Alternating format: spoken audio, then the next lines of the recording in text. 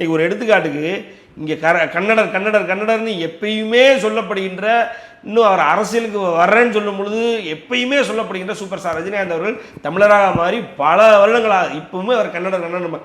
இங்கே அவருடைய ஒரு என்ன சொல்கிறது, காவிரியை எதிர்த்து அன்னைக்கே ஒகேனக்கல் திட்டத்தை எதிர்த்து அவர் பேசுகிற அளவுக்கு இன்னமும் சூப்பர் ஸ்டார் ரஜினிகாந்த் பேசுகிற அளவுக்கு இன்னமும் தமிழ்நாட்டிலேருந்து எவனுமே பேசுனது. அப்படிப்பட்ட அதாவது அவங்க தமிழ்நாட்டிலேருந்து இப்படி ஒரு போர்க்குரல் வருதுன்னு ஒட்டுமொத்த கர்நாடகாவுக்கு கொந்தளிச்சுது. அப்பவும் கூட அவருடைய படங்களை அங்கே ஓட வைக்க மாட்டேங்கிறாங்க. ஒரு எடுத்துக்காட்டு சொல்லணும், எதுக்குன்னா இங்கே யாராவது கர்நாடகாவை எதிர்த்து ஒரு செயல் பண்ணாங்கன்னா அவங்களுடைய ஒரு படத்தையே அங்கே ஓட விட மாட்டாங்க. ஒரு சின்ன சின்ன விஷயத்த கூட பண்ண விட மாட்டாங்க. இங்கே ஏதாவது ஒரு பிரச்சனை அப்படின்னா உடனே போய் எங்கள் தமிழர்களை தாக்குறது, தமிழர்கள் மேலே தமிழர்களுடைய நிறுவனங்கள் மேலே தாக்குதல் நடத்துறது, அவருடைய சின்ன கடைகள், பெட்டி கடைகளாக இருந்தாலும் ரோட்டு கடைகளாக இருந்தாலும் அதை அடிச்சு நோக்குறது வழக்கம்.